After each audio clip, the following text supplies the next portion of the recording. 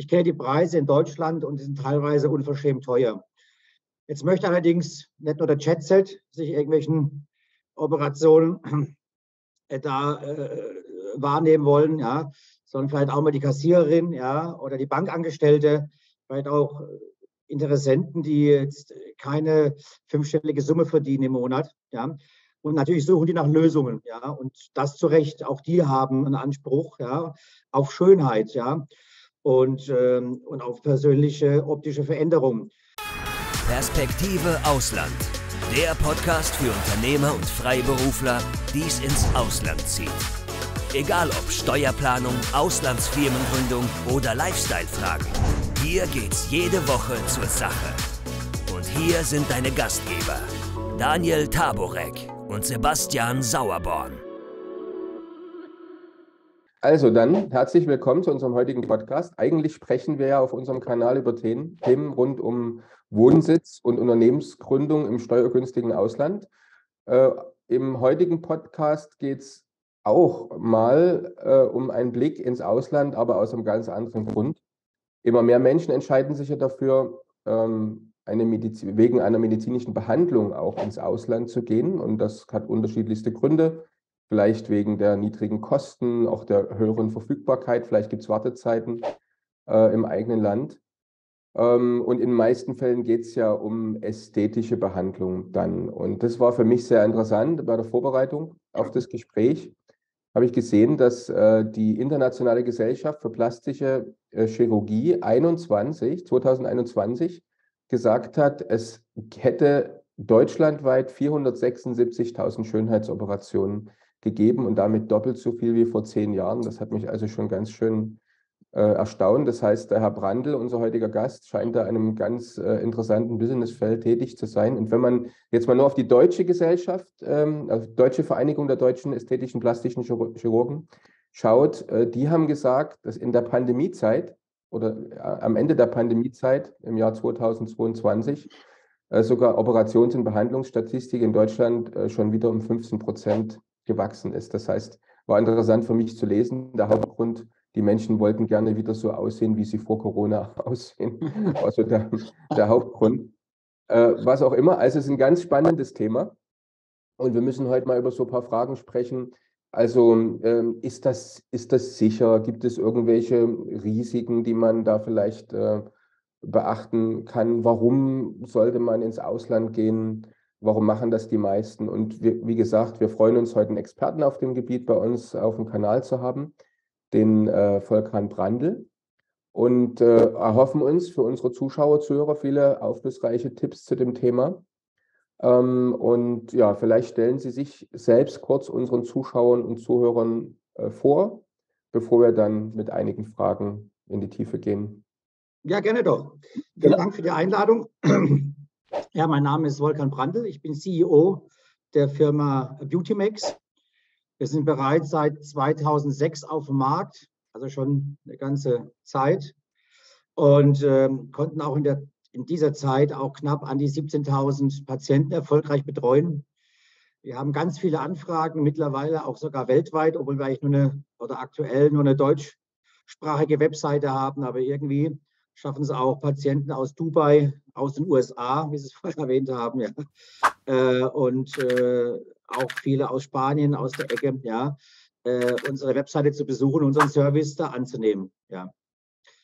Und da haben Sie recht natürlich, gerade die Corona-Zeit, also wir haben eigentlich kaum einen Abschwung erleben müssen. Toi, toi, toi, da haben wir echt Glück gehabt zur Corona-Zeit, obwohl wir da einige Schwierigkeiten haben hier mit Reisebeschränkungen und so weiter. Aber die Patienten wussten einfach diese Zeit zu Hause, ja, in der Quarantäne, ja, oder im Lockdown positiv zu nutzen. Und wir fanden immer eine Lösung, dass sie dann doch ihren Wunsch erfüllen konnten. Und wenn man schon daheim sitzt im Lockdown, dann hat man wenigstens einen Grund dazu, sich zu freuen, wenn man wieder rauskommt. Und aufgrund dessen natürlich konnten wir sehr viele Patienten auch betreuen. Also wir hatten geringfügige Einbußen nur, ja. Mhm. Cool. Also wir kennen uns ja, wie ich vorhin schon gesagt habe, sehr gut auf dem Gebiet aus, was Auswandern aus Deutschland, das dauerhafte Auswandern betrifft. Und Also ich weiß jetzt zum Beispiel, dass 247.800 Deutsche im Jahr 2021 aus Deutschland ausgewandert sind.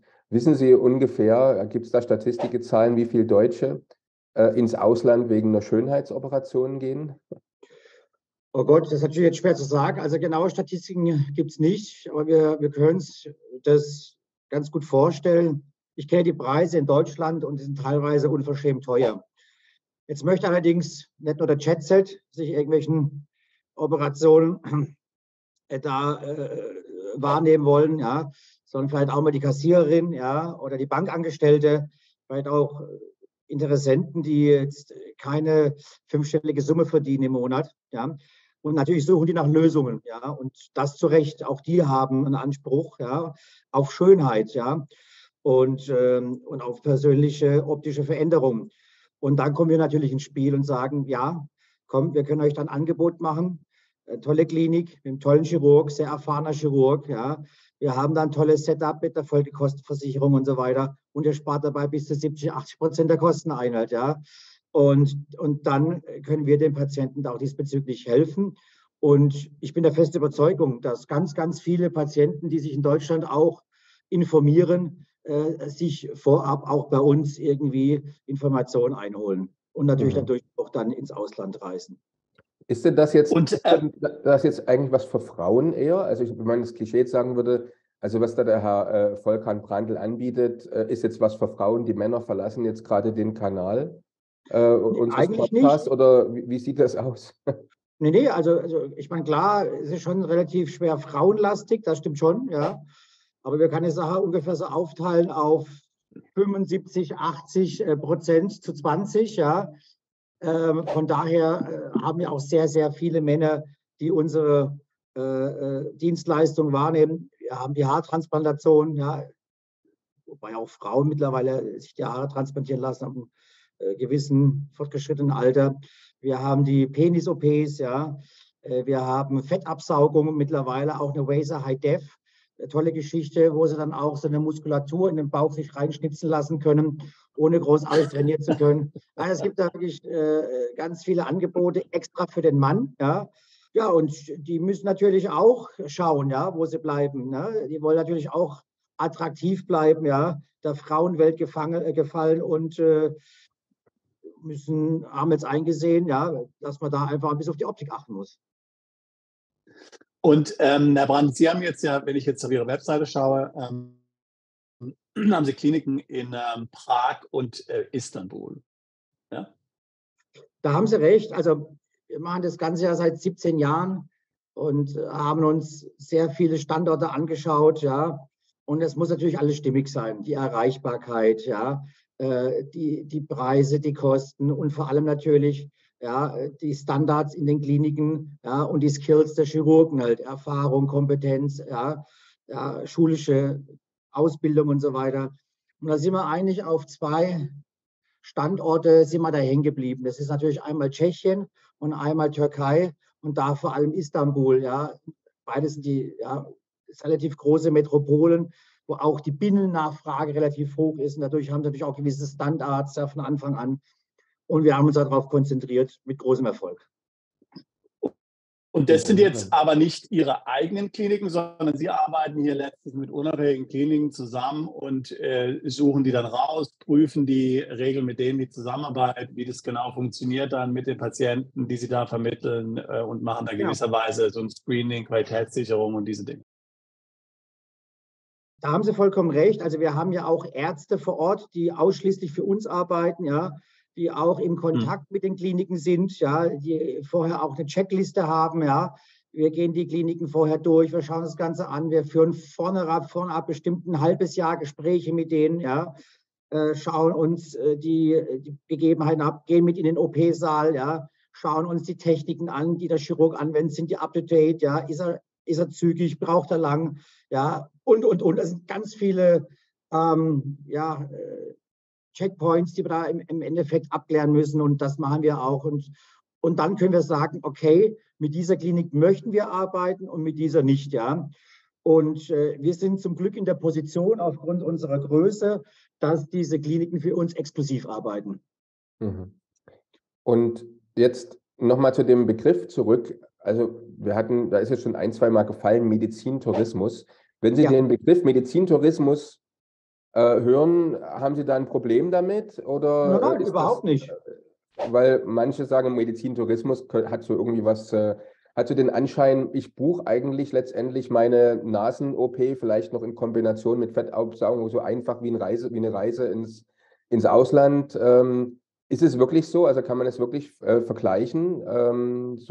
Ja, also ja und nein. Also natürlich muss der Patient von vornherein ein paar Fragen beantworten. Er hat eine Anamnese, ja, er hat eine Vorgeschichte, vielleicht hat er auch eine Indikation vorab von einem anderen Hausarzt bekommen, aufgrund eines kardiologischen Falles oder sonst irgendwas, hat eine gewisse Medikation. Das sind alles so Themen, die klären wir im Vorfeld natürlich ab. Ja. Wir wissen auch, dass ein Patient, der sich da mehrere 100 Kilometer entfernt auf eine Reise begibt, und er soll doch bestmöglich vorbereitet sein. Ja. Auch die Klinik möchte wissen, wer kommt da überhaupt zu uns. Ja. Kann er denn überhaupt operiert werden? Hat er eine Operationsfähigkeit? Das sind Dinge, die klären wir ab. Und wenn das alles stimmig ist, dann kann die Reise erst begonnen werden. Ja. Das heißt, ganz praktisch, also wenn ich sage jetzt in Deutschland, lebe jetzt in Deutschland, interessiere mich für eine OP, möchte es gerne machen, gibt es da irgendwie einen Vorab-Arzttermin dann in Deutschland, wo dann geprüft wird, ob ich überhaupt dafür in Frage komme? Nein. Oder reise ich direkt dann letztlich dann nach Prag oder in die Türkei? Also was wir immer von herab verlangen, sind Fotos, ja, der Patienten mit den ganzen Körperdaten, ja, auch mit gewissen Vorerkrankungen, Medikation und so weiter. Die leiten wir dann direkt an die Chirurgen weiter, ja, und wir haben dann immer abends dann einen relativ langen Call, in dem wir die eingesendeten Fotos, ja, und auch die Anfragen durchgehen, ja. Und dadurch können wir schon mal einen Quick-Check sozusagen halt von vornherein aufnehmen, ja, und auch den Patienten halt die Anamnese bzw. die Indikation übermitteln und dadurch eben sagen, okay, das ist möglich, dieses Angebot können wir dir unterbreiten. Und ehrlich gesagt, ich sage jetzt mal 85-90% hat es dann auch seine Richtigkeit. Es gibt so ein paar Grenzfälle, ja, oder hier und da vielleicht hat uns ein Patient vielleicht irgendeine Info nicht mitgeteilt, ja, oder irgendwie sonst was, ja. Und dann muss es eben dann vor Ort geklärt werden, aber zu 80-85% hat es schon seine Richtigkeit, ja. Wenn der da auf die Reise begibt, ist die Sache eigentlich schon von vornherein klar. Und wenn Sie jetzt sagen, wie lange ist so die Wartezeit? Also okay, reden wir dann. Ja, also wir haben ein relativ großes Operationsprogramm, muss ich dazu sagen. Ich glaube, wir haben in Prag 3 OP-Säle mit 25 Bettenkapazitäten, ja. In Istanbul haben wir 8 OP-Säle mit über 200 Bettenkapazitäten, ja. Also das ist auch alles top. Also lange Wartezeiten sind da eigentlich nicht notwendig, ja. Wir kriegen das immer irgendwie gewuppt, sozusagen. Also wenn ein Patient sagt, Mensch, ich habe da eine gewisse Dringlichkeit, ja, mein Kind da irgendwie in die Schule muss und da nicht, ja, oder mein Arbeitgeber mir keine Zeit gibt oder so irgendwas, ja, dann können wir auch natürlich darauf eingehen und versuchen, da die Sache zu realisieren. Aufgrund dessen, dass wir ja eine Exklusivität mit den Kliniken haben wir natürlich auch eine gewisse Priorität, ja, einen Patienten da zu positionieren. Klappt nicht immer, aber oftmals versuchen wir mal die Sache da schon zu wuppen. Und in dem Paket, das ich jetzt buche, also ich entscheide mich jetzt für eine Operation bei Ihnen. Dann schicke ich meine Unterlagen ein, einfach nur um den Prozess nochmal zu verstehen. Ja, genau. Lassen uns erstmal die Fotos zukommen, genau, ja, mit Ihren Angaben. Wir leiten die weiter. Sie erhalten dann auch eine schriftliche Indikation per E-Mail. Meistens wird danach noch telefoniert oder auch gewhatsappt oder ge-E-Mailt, ja. Die Fragen werden beantwortet, ja. Viele Patienten haben natürlich auch Fragen zu der Operation, zu den Gegebenheiten vor Ort, zu der Reise. Und aufgrund unserer Erfahrungswerte, die wir da machen konnten, ja, können wir das auch meistens im Vorfeld fast alles klären. Also das ersetzt natürlich jetzt kein Gespräch mit dem Chirurgen. Ja. Wir sagen auch, okay, bis zu diesem Punkt, der Rest muss natürlich dann vor Ort geklärt werden, persönlich mit dem Chirurgen. Ja. Aber das klappt alles wunderbar. Es ist ein Dolmetscher vor Ort, es gibt da keine Kommunikationsschwierigkeiten. Ja. Der eine oder andere Chirurg spricht auch Deutsch. Ja. Also von daher, das hat alles schon Hand und Fuß. Und ist das jetzt so ein All-Inklusiv-Paket? Wie kann ich mir das vorstellen? Also ist da die Unterbringung mit dabei oder muss ich mich noch um irgendwelche Dinge selber kümmern? Also, oder muss ich mich nur um Flug kümmern? Also was ist jetzt meine Aufgabe als Ihr Kunde und was liefern Sie mir jetzt alles sozusagen? Genau. Also wir können zwar auch die Flüge buchen, ja, aber präferieren es ehrlich gesagt, wenn der Patient selbst einen Flug bucht. Da haben wir schon gewisse Erfahrungen gemacht, wenn es irgendwie um die Verschiebung des Termins geht oder so irgendwas. Ja, dann hat der Patient einfach andere Möglichkeiten, wenn er selber macht. Ja. Also wir können es zwar machen, aber wir präferieren es, wenn der Patient es selber macht. Alles andere übernehmen wir. Ja, also Hotelbuchung, Chauffeurservice vom Flughafen, ja, falls die Voruntersuchungen vor Ort durchgeführt werden müssen. Ja, und. Also das sind so Details, ja, das können wir alles vor Ort klären. Uns ist es nur recht, ja, wenn der Patient den Flug bucht, falls er das nicht kann, haben wir erst heute zum Beispiel eine Patientin gehabt, die nach Istanbul wollte, ja, die hat eine Amex gehabt, die wurde nicht angenommen, ja, bei der Airline, ja, und da haben wir gesagt, okay, kein Problem, dann machen wir das schnell und dann haben wir dann einen Call gemacht und ruckzuck ging das über die Bühne, ja. Also das sind so Kleinigkeiten, das ist für uns nebensächlich. Mhm. Wichtig ist, Sie sind gesund, Sie wollen die Operation haben, ja, und Sie sind da darauf eingestellt, ja, auf eine persönliche Veränderung, ja, der natürlich auch das Leben positiv verändern kann. Mhm. Und wie lange ist der Aufenthalt normalerweise dann? Wenn ich jetzt also die Operation hatte, hängt wahrscheinlich auch von der Art der OP ab, aber so im Schnitt, wie lange muss ich rechnen, da noch vor Ort bleiben zu müssen unter Beobachtung?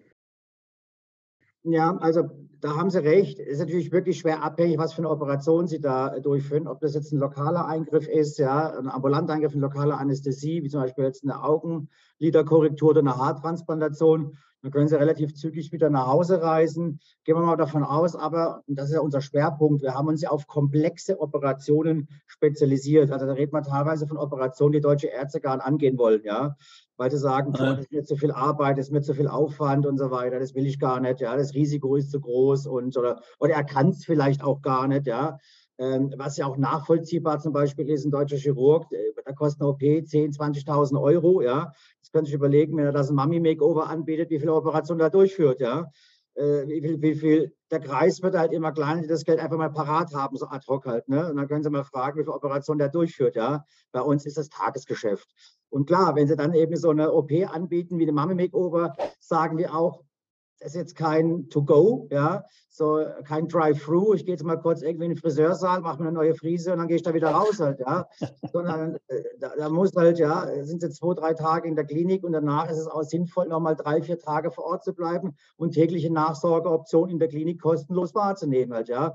Das ist unsere Verpflichtung, ja, und natürlich auch die des Patienten, die Sache da angemessen auf die Bühne zu bringen, ja. Er macht die OP einmalig im Leben und danach, ja, hat er einen Rieseneffekt davon.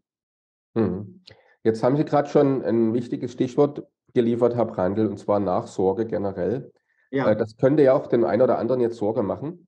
Könnten so vielleicht Bedenken geben, was passiert? Ich reise jetzt zurück nach Deutschland und jetzt plötzlich gibt es ein Problem mit meiner Operation.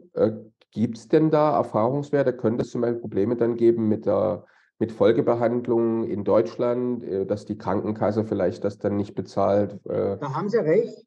Also die Krankenkasse bezahlen grundsätzlich keine Folgebehandlungen von privat durchgeführten Operationen. Also nicht nur irgendwie Operationen im Ausland, auch Operationen im Inland. Wenn ich jetzt eine Brustvergrößerung als Patientin haben möchte, ja, und gehen wir mal davon aus, ich kriege einen Keim in die Brust und irgendwas passiert, ja, ich kriege da eine Entzündung oder so irgendwas, ja, es eitert da alles und, ja, zahlt die Krankenversicherung keinen Cent, die soziale, ja, egal wo ich die Operation durchführe. Also das ist vollkommen irrelevant. Was machen wir allerdings, ja? Wir bieten unseren Patienten eine Folgekostenversicherung an, die können Sie für relativ kleines Geld, 130 Euro oder irgendwie sowas, ja, über uns abschließen, ja. Und dann sind Sie für solche Eventualitäten, ja, abgesichert. Das heißt, wenn Sie dann zurückkommen, ja, dann gehen Sie einfach, falls irgendwas sein sollte, ja, ein Emergency-Fall, sage ich jetzt mal, einfach ins nächstgelegene Hospital, ja, haben die Behandlung und die Kosten trägt dann eben die Versicherung. Empfehlen wir jedem, ja. Aber das ist kein Muss. Jeder Patient muss selber entscheiden, will ich das? Es ist eine gewisse Eigenverantwortung eben auch, ja. Die Kosten von 130 Euro, die jetzt auch nicht besonders hoch sind, ja, wären zu tragen, ja. Und dann sind sie allerdings rundum abgesichert. Und nicht nur das, auch im Punkto Nachsorge haben wir einen Chirurgen hier bei uns in Frankfurt am Main, mit dem wir kooperieren. Da können Sie auch, wenn Sie sagen, Mensch, ich möchte mir irgendwie den Gips von der Nase wegnehmen lassen oder oder mal ein paar Fäden ziehen lassen, weil es keine resorbierbare sind oder so irgendwas. Den können Sie aufsuchen, bezahlen die Behandlung nach GOE, ja, also Deutsche Gebührenordnung, und haben dann eben ein Treatment bei dem halt. Ne? Mhm. Also da sind schon unsere Patienten sehr gut abgesichert. Und das nächste Setup von uns wird sein, dass wir die Sache auch deutschlandweit aufziehen werden. In den größeren Metropolen wird es dann eben Nachsorgeoptionen geben, nicht nur in Frankfurt. Klingt interessant.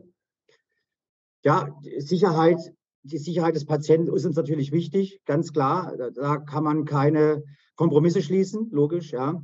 Und wenn der Patient da mitmacht, sozusagen, kann er sich selber absichern und wir machen den Rest für ihn.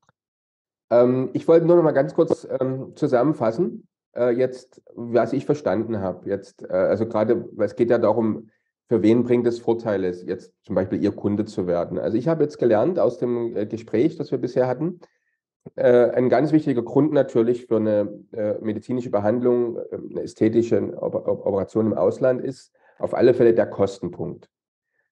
Gut wäre, wenn wir vielleicht nachher für unsere Zuschauer, Zuhörer noch mal so ein paar Beispielpreise auch nennen könnten, aber auf alle Fälle Kostenpunkt ist ein ganz, ganz wichtiger Aspekt. Dann habe ich herausgehört aus dem Gespräch, und ich möchte es gerne nochmal nachfragen oder nochmal betonen, dass durchaus ein Grund ist, sich im Ausland behandeln zu lassen, weil in einigen Ländern bestimmte ästhetische Operationen viel häufiger durchgeführt werden als in Deutschland. Dass also die Ärzte dort, dass es lieber ins Ausland geht zum Arzt, der das vielleicht jeden Tag macht, währenddessen der Chirurg vielleicht jetzt in der Nähe von der Stadt, wo ich wohne, das viel, viel seltener macht. Das sind jetzt so 2 Punkte, die ich rausgehört habe.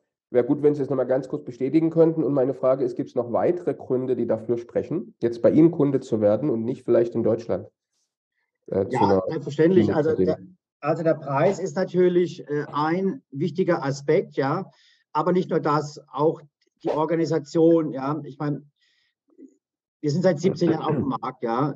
Das heißt, Sie haben da einen Partner. Wir waren auch schon mehrmals im Fernsehen, ich glaube von ARD über RTL, über ZDF, whatever, wo wir überall waren, ich weiß gar nicht mehr. Das heißt, Sie haben einen Partner, ja, der Ihnen ein Setup liefern kann, ja, das einfach Hand und Fuß hat, wo Sie sich sicher, ja, in unsere Hände begeben können, sagen können, komm, dem vertraue ich, ja. Ich gehe ins Ausland und für uns ist da im Endeffekt alles gesichert. Alles ist alles organisiert. Ich habe da keinerlei Überraschungen. Ja. So, und dabei spare ich 70%. Aber auch wenn ich nach Hause komme, auch dann im Endeffekt ist alles für uns gesichert. Auch das ist relevant, indem ich eben eine Nachsorgeoption habe und eine Folgekostenversicherung habe. Ne. So, das sind so Details, die natürlich für uns sprechen, ja, muss man dazu sagen. Ja. Und das ist jetzt bei einer x-beliebigen Klinik, ja, die ich vielleicht irgendwo im Internet sehe, da habe ich ja irgendwie einen TikTok-Account oder ein Instagram-Video gesehen oder so irgendwas. Ja, das wäre mir zum Beispiel persönlich ein Ticken zu wenig. Ich brauche da ein bisschen mehr, ja, Beratung. Ja, das liefern wir. Ja, wir liefern ja das komplette Setup im Endeffekt halt. Ja, so, Sie müssen sich keine Gedanken mehr machen. Okay, macht Sinn. Sebastian hatte noch eine Frage. Genau. Ich glaube, ein weiterer Vorteil, den Sie vorhin angesprochen haben, ist, dass die Wartezeiten so relativ gering sind. Also Sie haben Kapazität, Sie sind flexibel, Sie können sich da zeitlich einstellen auf den Patienten, der da kommt, was ja heute in der heutigen Zeit auch ein wichtiger Punkt ist. Also was ich so bei Ihnen heraushöre, und ich glaube, das wird für viele Mandanten und auch für viele unserer Zuhörer, die jetzt gerade in Deutschland noch wohnen, zum Beispiel, was wir auch von unserem Podcast her kennen, immer als großes Thema ist so die Frage medizinische Versorgung. Kann ich mich wirklich dort, wenn ich aus Deutschland komme, im Ausland operieren lassen? Oder muss ich dann davon ausgehen, dass der Standard im Sinne jetzt von Maschinen, sicherlich Qualifikation der Ärzte und so weiter, tatsächlich hier an Deutschland heranreichen? Also gibt es auf jeden Fall jetzt gar nicht mal unbedingt nur was den Bereich Schönheitsoperationen anbelangt, sondern auch jede mögliche Operation. Also was heißt ich brauche ein neues Kniegelenk. Ja? Ich lebe in Thailand und brauche ein neues Kniegelenk. So, muss ich dafür dann zurück nach Deutschland gehen oder kann ich das auch letztlich irgendwo im Ausland machen lassen? Zum Beispiel in der Klinik in der Türkei oder in Tschechien. Ja. Ich glaube, hier wäre vielleicht noch gut, wenn Sie noch mal was sagen zu der Qualifikation auch der Ärzte, zu der Ausstattung der Kliniken. Wie sind die ausgestattet? Ist das jetzt alles Also ich meine, bin mir sicher, das ist das modernste Gerät, aber wenn Sie da noch ein bisschen was dazu sagen können, damit ich so ein bisschen plastisch vorstellen kann, auch im Vergleich jetzt gerade zu Westeuropa. Ja, also da haben Sie recht. Also die Kliniken sind also zumindest, ich kann jetzt nur von den Kliniken reden, mit denen wir kooperieren. Ehrlich gesagt, es gibt bestimmt auch ein paar andere Kliniken, Ja, mit denen, klar. die allerdings in Deutschland auch, muss man dazu sagen, ja, die jetzt keine aktuellen modernen Standards haben. Bei uns ist es anders. Also wenn Sie sich in unsere Hände begeben, bekommen Sie Kliniken, die komplett voll ausgestattet sind. Das heißt, wenn ich jetzt mal schaue nach Prag, da haben wir zum Beispiel jetzt nur im Bereich Fettabsaugung haben wir 4, 5 Geräte, ja, nur für die Fettabsaugung. Da haben wir eine Power Assisted Liposuction von MicroAir, da haben wir einen Wazer High Def, ja, da haben wir einen Body Tight und jetzt haben wir in Kürze auch einen Argon Laser. Ja, wenn Sie mal in Deutschland schauen, wie viele Kliniken Sie finden würden, die Ihnen 4, 5 Gerätschaften anbieten, die alle so um zwischen 50 bis 100.000 Euro kosten in der Anschaffung halt, ja, da werden Sie wahrscheinlich eine Handvoll Kliniken finden, die das überhaupt Ihnen bieten können. Ja, also wir haben da vor Ort wirklich Ausstattungen halt, ja, ein Equipment, das finden Sie in Deutschland kaum. Also vom Service ganz zu schweigen halt, ne? Also da haben Sie Einzelzimmer, VIP-Zimmer, 30, 40 Quadratmeter Einzelzimmerbetreuung, eine eigene Nanny, der Nurse, die sie da betreut und. Also es ist schon auch vom Standard her kein Rückschritt. Ja, im Gegenteil, es ist sogar noch ein Upgrade, ja, zu Deutschland. Und die Chirurgen sind alle top ausgebildet, international erfahren, auch auf den ganzen Symposien dieser Welt immer welcome. Hier ein Workshop, da ein Workshop, ja. Ich erinnere jetzt, unser Chefarzt in Prag, der Dr. Pilka, war erst letztes Jahr in Portugal beim Erfinder des Verfahrens Wazer. Wie heißt er? Hoyos, ja, irgendwie sowas, Dr. Hoyos. Er ist eine absolute Koryphäe, wo die ganzen Hollywood-Stars sich einfliegen lassen zu ihm, um sich da eine Fettabsaugung zu unterziehen, ja, die knapp $100.000 kostet im Endeffekt halt, ja. Und allein die Anteilnahme, ja, an diesem Workshop, der 4, 5 Tage ging halt, ja, kostet $25.000, $30.000, ja. Unsere Chirurgen sind dabei und bezahlen das, ja. Einfach, um dann eben diese Dienstleistung auch unseren Patienten weiterzugeben. Ja, also Sie sagen im Grunde genommen, dass man sich von dem Gedanken verabschieden muss, was man so vielleicht hat als Vorteil, dass es immer dort, wo man herkommt, wo uns Haus ist, immer am besten ist, sondern im Grunde genommen ist im Ausland, mindestens wenn man einen Qualitätsanbieter wie den Ihrigen wählt, die Ausstattung, Qualifikation und Versorgung mindestens genauso gut, möglicherweise sogar besser, als man es von zu Hause aus gewöhnt ist, obwohl die Kosten doch so viel geringer sind. Ja, also ich meine, deutsche Chirurgen kochen halt auch nur mit Wasser, muss man dazu sagen. Und die Erfahrung, die wir gemacht haben, also ich kann jetzt nur im Bereich Schönheitschirurgie ist die Sache, ja, da beschreiben. Ich habe auch viele Resultate gesehen, die bei deutschen Chirurgen waren, ja. Also ich kann jetzt sagen, dass es mich jetzt nicht überzeugt hat, aber es war nichts dabei, wo ich sagen muss, okay, wow, ja, das ist jetzt irgendwie ein Resultat, was jetzt ein ausländischer Chirurg nicht realisieren kann, ja. Und es gibt zum Beispiel ein paar OP-Arten, ja, da würde ich grundsätzlich ins Ausland gehen, ein Facelift zum Beispiel oder eine Nasenkorrektur, ja. Das sind zum Beispiel persische Chirurgen und vor allem die türkischen ganz vorne mit dabei, ja, weltweit, ja. Und wenn ich mal schaue, der Vizepräsident der ISABS, das heißt der größten Vereinigung, ja, schönheitschirurgischer Ärzte, ja, die ISABS, da ist der Vizepräsident ein Türke, ja, der Dr. Çerkeş zum Beispiel, ja, Nasim Çerkeş. Also die bringen schon Wahnsinns-Performance halt, ja. Nur haben sie einfach eine andere Kalkulationsgrundlage als wir in Deutschland. Zahlen sie halt für die Löhne, Gehälter ein ganz anderes, haben sie eine ganz andere Kalkulation, eine ganz andere Besteuerung, ja, und andere weitere Faktoren halt, ja, die dann einfach die Operation einfach etwas günstiger erscheinen lassen. Ja, also das gerade mit Nasen-OP in persische Ärzte, das kann ich nur bestätigen. Ich habe ja ein paar Jahre da gewohnt und da ist es also, gehört zum normalen Stadtbild. Teilweise, wenn man da sich in öffentlichen Bereichen bewegt, in Parks oder sowas, über 50% von jungen Leuten, renne da mit so einem Nasenpflaster rum, vor allem eben gerade so nach dem Neujahr, weil das ist so ein typisches Geschenk, was da mitunter die Eltern ihren Töchtern schenken. Es gibt mal wieder eine Nasen-OP, weil wir wussten nie, was wir da sonst schenken zum Jahresende. Und kostet auch ein Apfel und ein Ei dort, ja. das ist, und es kostet auch wirklich da nichts, ne? Also an jeder Ecke. Also gerade, das hat uns schon sehr, sehr erstaunt. Dass es in der Türkei so ist, wusste ich nicht, aber macht Ja, doch, durchaus doch. Sinn. Ich meine, es ist ja durchaus Also das ich würde davon Nachbarland. ausgehen, in der Türkei bestimmt auch, also in der Großstadt zumindest, jetzt Istanbul, Ankara, Izmir, bestimmt jede dritte, vierte Frau lässt sich die Nase richten halt, ne? Das ist da einfach ein ganz normaler Eingriff, ja, ohne irgendwie groß darüber nachzudenken. Halt. Naja. Ich kann das auch nachvollziehen, das ist halt mitten im Gesicht, ja, ziemlich zentral und es beeinträchtigt einfach die Optik, ne? Und wenn sie danach ein schönes Stupsnäschen haben oder so ein Hollywood-Näschen haben halt, ne, dann macht das eigentlich für das Erscheinungsbild doch sehr viel aus, ja, und die Lebensqualität steigt einfach dadurch, ne? Oder wenn ich jetzt mal schaue, ja, eine Frau, die 2, 3 Kinder bekommen hat halt, ja, da kann der Körper schon in Mitleidenschaft gezogen werden halt, ja. Und dann sind sie bei aber noch jung, 35 Jahre oder so irgendwas, 30 Jahre, wer weiß, ja. Und haben aber noch 40, 50 Jahre zu leben und dann in so einem Körper halt. Ne? Das macht halt einfach glücklich.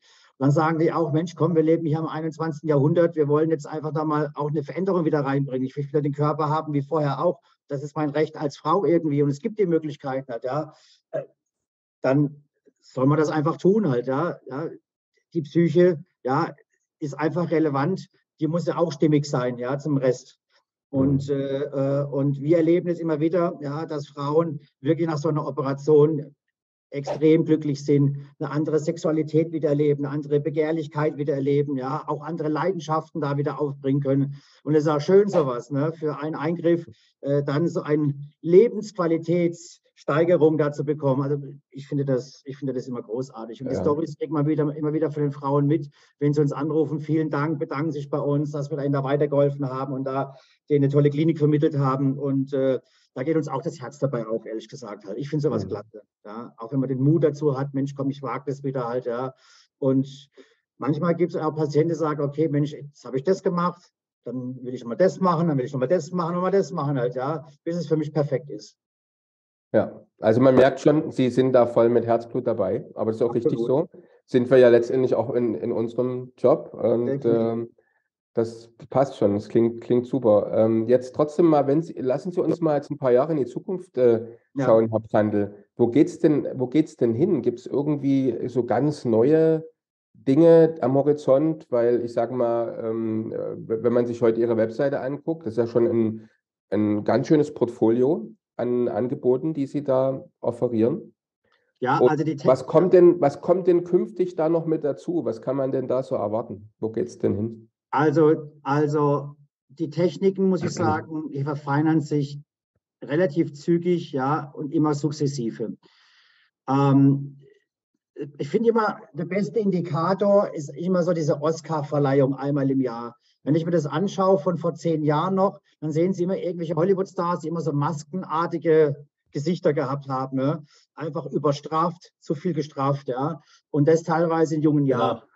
Ja, das fällt mir immer so auf. Da redet man wirklich von High-End-Patienten, ja, wo eigentlich Geld keine Rolle spielt, ja.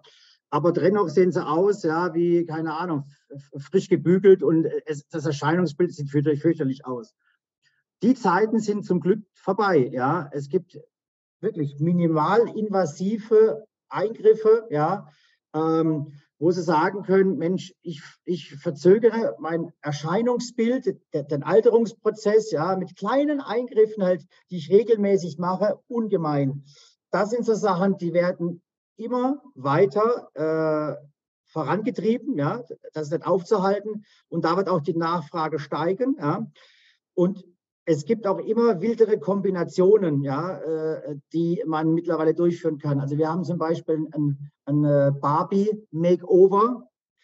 Ja, das ist so dieses Kim Kardashian ungefähr, was aussortiert machen lassen. Wenn Sie mal sich ein Bild von der Kim Kardashian vor 20 Jahren anschauen, ja, die erkennen Sie eigentlich nicht mehr wieder. Ja, das ist komplett die Nase, die Cheekbones, ja, die Jawline, ja, die Wangenpartien. Da ist wirklich alles gemacht im Endeffekt halt, ja.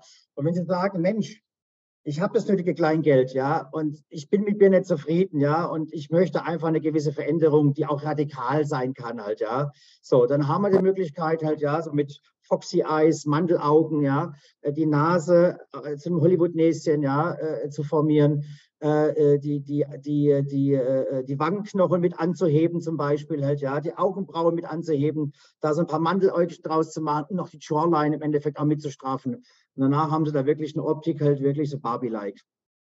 Das ist jetzt, glaube ich, der neueste Trend, der jetzt gerade kommt. Immer mehr. Ja, was soll ich dazu sagen? Ja, für mich war interessant, wie gesagt, in dem Land, in dem ich mal gewohnt habe, da hatte man auch den Eindruck, da gab es so bestimmte Kataloggesichter, die man sich bestellen konnte. Also das typische so Latoya Jackson zum Beispiel. Ja. Und das hat man dann irgendwie an jeder Ecke, hat man gedacht, die kenne ich doch, die habe ich doch schon gesehen. Ja. Und derweil war das einfach nur irgendwie auf Platz 1 im Katalog. Und Sie meinen also, das kommt in Zukunft auch in Deutschland auf uns zu, dass man dann im Prinzip durch die Straßen läuft und von einem Déjà-vu ins andere kommt, die habe ich doch schon mal gesehen. Ja, also der Indikator natürlich, die Benchmark ist natürlich immer die USA. Und dann 2, 3, 4 Jahre später wabbelt es nach Europa. Ja, jetzt zum Beispiel der neueste Schrei, es kam jetzt auch in der Bildzeitung, wir bieten schon seit Jahren an, das sind so kleine Fettdepots in der Wangenpartie, die man entfernen kann halt, ja. Also so eine Bichektomie, ja, eine bukale Lipektomie im Endeffekt, wo sie die Fettdepots reinholen. Dadurch fallen dann zum Beispiel die Wangenpartie etwa ein und die Wangenknochen halt, ja, sind einfach präsenter. Also dieser kaukasische, russische Stil mehr oder weniger halt, ja. So, das sind so kleine Trends, die kommen jetzt immer mehr, ja. Also das ist, ja, und die Trends lassen sich nicht aufhalten. Sie haben Instagram, ja, Sie haben TikTok, die ganzen sozialen Medien, dann sehen Sie irgendeinen Star, ja, der sich den Po aufspritzt. Also wir haben das immens bemerkt damals, als die J-Lo, ja, Jennifer Lopez und Kim Kardashian sich den Po aufspritzen lassen. Es war ein Riesenhype, ja. Plötzlich wollten alle einen größeren Po haben halt, ne, und wollten da rangehen, ja. Und als wie heißt der Klopp, von Liverpool und der Lindner und so weiter, ja, ihre Haare haben transplantieren lassen, was auf einen Schlag, das hat fähig, das Ganze halt, ne? So, und dann haben sie bemerkt, oh, ja, die machen das auch. Ich habe ja auch ein Problem damit. Komm, dann machen wir das auch halt, ja. Und das sind so kleine Hypes, dass sie angestoßen werden halt, ne? Und die sind schon einfach durch. Manchmal kann man aber das jetzt, Herr Brandl, wenn Sie jetzt gerade von Instagram und so sprechen, also da müssen doch wahnsinnig viele Leute auch völlig unrealistische Erwartungshaltung haben, weil vieles ist ja einfach per Filter gemacht. Also vieles ist ja nicht echt, ja. Da haben Sie vollkommen Instagram recht. Oder so, das ist einfach ein Filter und dann wird das total überzogen, Augen riesengroß und so weiter. Das müssen wir auch relativ häufig haben heutzutage, dass jemand zu Ihnen kommt und sagt, ich will so und so aussehen und Sie müssen dann sagen, naja, das geht ja überhaupt nicht. Da haben Sie vollkommen recht. Ja, das bemerken wir natürlich auch, dass auch viele Patienten oder Patientinnen halt ja einfach unrealistische Vorstellungen haben halt. Ne? So, wir bremsen das ein, also wir reden da Klartext, ja. Sie können da einfach nicht alles realisieren, ja. Also wenn Sie einen Body Mass Index von 40 haben, ja, sind Sie danach kein Supermodel. Das muss Ihnen klar sein, egal in welcher Operation der Welt, egal bei welchem Chirurg dieser Welt halt, ja. So, wenn ich mich davon nicht verabschiede, ja, von diesem Gedanken, dass man sowas realisieren kann, halt, ja, dann macht eine Operation keinen Sinn. Ja? Und wir reden da Klartext, vor allem auch unsere Chirurgen, und sagen, Mensch, das sind die realistischen Erwartungshaltungen, ja, die wir erfüllen können. Ja? Und wenn es nicht ankommt, dann lehnen wir das im Endeffekt ab. Dann macht das auch keinen Sinn, ja, so eine Operation. Weil dann haben Sie dann mehr Ärger, der Patient ist nicht zufrieden. Ja? Also wir wollen, dass es eine Win-Win-Situation gibt für alle Parteien, ja, für den Chirurgen, für den Patienten, für uns natürlich auch, mehr oder weniger. Aber wenn irgendwas jetzt zu realisieren ist, dann... Aber wie ist es jetzt bei Ihnen? Also Sie hatten ja vorhin gesagt, an manche Dinge, da würde sich jetzt zum Beispiel ein deutscher Chirurg gar nicht dran wagen, aber will sich machen, ist zu viel Aufwand. Wenn ich jetzt irgendwas machen will, was vielleicht, ich will nicht sagen riskanter ist, aber doch jetzt eher ein bisschen gewagt oder so, ist dann eher die Chance zum Beispiel, dass in Ihren Kliniken sowas gemacht wird und in Deutschland nicht? Also kann ich möglicherweise dort Dienstleistungen bekommen, wo jetzt ein deutscher Arzt eher abwinken würde, was ja dann ein weiterer Vorteil für Sie wäre? Oder naja, gut, also zum Beispiel, also also gerade so neue Wellen, die dann rüberkommen, jetzt wie zum Beispiel so ein Barbie-Makeover, ja. So, ich bin der festen Überzeugung, Sie finden da in Deutschland eine Handvoll Chirurgen, die das überhaupt realisieren halt, ja. Es gibt ein paar, die auch medial dann bekannt sind, die springen da auch relativ dann zügig mit drauf, die haben die Skills drauf, natürlich, klar. Da bezahlen sie dann für sowas allerdings nach 40.000, 50.000 Euro, ja. So, und wir haben halt auch Chirurgen, die da wirklich schon mitten im Thema drin sind halt. Die fassen das Ganze viel früher auf. Und dadurch können wir es natürlich dann auch wesentlich früher anbieten zum ganz anderen Preis. Und gerade bei so auch große, komplexe Operationen, so Bodylifts, wo sie den Bauch und das Gesäß gleichzeitig straffen oder so ein Mummy-Makeover, wo sie dann den Bauch und die Brust gleichzeitig strafen und so Geschichten halt, ja. Also da reden wir von Operationen, die wirklich komplex sind halt, ja, die auch belastend für den Körper sind. Wir haben eine große Wundfläche, wir haben eine große Schnittfläche, mehr oder weniger, ja. Es muss relativ viel Gewebe entfernt werden. Das sind Operationen, da brauchen Sie schon gewisse Erfahrungswerte, wirklich. Ansonsten machen Sie es nicht. Ja. Gehen Sie da gar nicht hin zu einem Arzt, der das nicht wirklich tagtäglich macht. Okay. Jetzt, ich weiß nicht, ob Sie dazu jetzt überhaupt was sagen können, aber das kam mir einfach so in den Sinn, weil es ja auch eine Sache ist, die immer wieder mal durch die Medien geht. Wir haben jetzt so von der sozusagen Body Modification oder Verbesserung gesprochen, außerhalb sozusagen, äußerlich sichtbar. Und dann gibt es ja auch so Trends so am Horizont, gerade Elon Musk, der da so einen Chip entwickelt hat, den man sozusagen sich dann ja implantieren lassen kann. Denken Sie, dass sowas auch mal eine Zukunft hat und auch mal auf Ihrer Webseite irgendwann mal erscheint, dass man sich sozusagen nicht nur äußerlich verbessern kann, sondern auch im Prinzip an anderen Stellen des Körpers optimieren, zum Beispiel eben, was mein Gehirn betrifft? Oder sagen Sie, das ist ein Thema, damit werden wir uns nie beschäftigen? Also, sag niemals nie, das ist schwer zu sagen halt, ja. Also ich könnte mir schon vorstellen, ja, dass sowas irgendwann mal real werden wird, also diese Science Fiction real werden wird. Ich meine, schauen Sie jetzt ChatGPT an, ne? Wer hätte noch vor kurzem davon gedacht, dass er auf einen Schlag hier mit dem Computer kommunizieren können halt, ne? So, und der ihm mal kurz einen Text erstellt, ja, einfach mal ad hoc aus dem Nichts heraus, ja. Die KI, die entwickelt sich relativ zügig und schnell weiter. Ich bin der festen Überzeugung, dass es auch, ich weiß, ob es unbedingt Chips sein werden oder andere Sachen halt, ja, sowas wie Google Glasses gab es ja auch, ja, wo sie dann zwar keinen Chip haben, aber mit einer Brille ganz andere Möglichkeiten haben, da Dinge zu sehen und Dinge zu realisieren halt, ja, die jetzt im normalen Zustand nicht möglich wären. Ich kann mir schon vorstellen, dass sowas vielleicht in 10, 20, 30 Jahren schon irgendwie normal sein könnte. Ja? Dass wir sagen, okay, vielleicht muss ich gar nicht mehr lernen. Ja, vielleicht gibt es Möglichkeiten, ja, dieser Lernprozess irgendwie zu umgehen, indem ich einfach mit den Content zufüge, ja, Sprachen zum Beispiel, ja, Mathematik oder sonst irgendwas. Ich könnte mir schon vorstellen, dass es vielleicht irgendwie, was heute noch Science Fiction klingt, halt später mal real sein wird. Halt, ne? Dass wir sagen, okay, man kann das Gehirn irgendwie übertölpeln und mit irgendwas, ich füttere ihn mit Content, ja, und danach hat das Intus und ich beherrsche das, ja, bestimmt. Ja, spannend. Herr Brandl, ein Thema, was ich jetzt auf der Webseite von Ihnen nicht gefunden habe, und das interessiert mich jetzt einfach, weil es ja jetzt doch momentan mehr oder weniger in aller Munde ist und viel in den Medien diskutiert wird, ist ja das ganze Thema Transgender und dann auch Transgender-Operationen, die bei so einer Geschlechtsumwandlung dann auch dazugehören. Ist das was Sie machen, oder ist das außerhalb dessen, was Ihr Bereich ist? Nee, also wir machen das nicht. Also das sind auch wieder Spezialchirurgen, ja, die wir nicht im Programm führen. Ja. Das gibt noch nicht, wer weiß, was kommt. Ja, bestimmt. Der Herr Tabarek war ja sehr interessiert, als wir da gesprochen haben von dem Barbie-Doll-Makeover. Ja. Wer weiß, ob er mal ein deutsches Patient bei Ihnen wird. Ja, also wir führen sich im Programm. Es ist auch eine komplexe Geschichte, ja.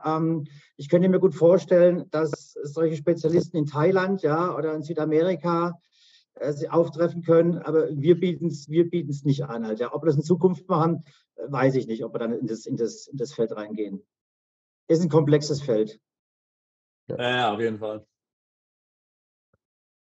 Ja, spannend. Also Absolut. ein sehr spannendes Thema. Ich bin auch, muss ich ehrlich sagen, mit meinen Fragen soweit durch. Sehr gut. Nö, Hat Spaß ich denke, ich bin gemacht auch mit Ihnen. durch. War sehr interessant. Ja, Sehr, sehr interessant. Also ich glaube, das Wichtigste, hier, was für uns wichtig ist zu mitnehmen und auch, ich denke, für unsere Zuhörer, ist im Grunde genommen, dass man, wie wir es ja immer öfter hören, die medizinische Versorgung auch im Ausland sehr gut sicherstellen kann und dass es sogar mehr Sinn macht, im Ausland sich zu bestimmten Themen medizinisch behandeln zu lassen. Plastikchirurgie gehört wahrscheinlich sicherlich dazu. Nicht nur aus Kostengründen, sondern auch aus Verfügbarkeitsgründen, hoher Qualität der Dienstleistung und besserem Service schlicht und ergreifend. Also wie gesagt, wer sowieso schon im Ausland wohnt und sowieso schon, ich sage mal, jetzt hier eine gewisse Hürde überwunden hat, ja, und über den Tellerrand hinausschaut, der sollte sich auf jeden Fall, wenn er hier oder wenn sie eine solche Operation hier anstrebt, mit den Möglichkeiten im Bereich der Schönheitschirurgie von Beautymax mal auseinandersetzen. Das klingt auch auf jeden Fall nach einer sehr interessanten Dienstleistung. Ja, also jederzeit definitiv. Wir sind ja offen für Patientenanfragen. Wer da Interesse hat, kann uns gerne kontaktieren. Ja, www.beautymax.de, ja, uns kontaktieren. Wir haben ein starkes Team, wir können da mal behilflich sein und einfach mal über den Tellerrand hinausschauen. Sie nicht immer auf die Gegebenheit in Deutschland verlassen. Manchmal sind die ja gar nicht so gut, wie jeder denkt. Ja, man denkt immer, Deutschland ist ja das Land, wo Milch und Honig fließt. Ich glaube, die Zeiten sind lang vorbei in allen Belangen. Ja, und ja, ich glaube auch. Ich glaube, da haben Sie recht. Ja, ja, und die Zeiten sind vorbei und aufgrund dessen halt, ja, sollte man da einfach mal schauen, was bieten da andere Länder, was gibt es für weitere Optionen, ja, und wer da einen gewissen Mut aufbringen kann, wird definitiv positiv überrascht werden.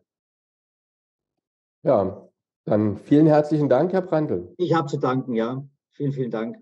Dann bleiben Sie fröhlich. Dankeschön, Danke auch. Herr Brandl. Bis zur nächsten Folge von Perspektive Ausland, der Podcast für alle Unternehmer, die es ins Ausland ziehen.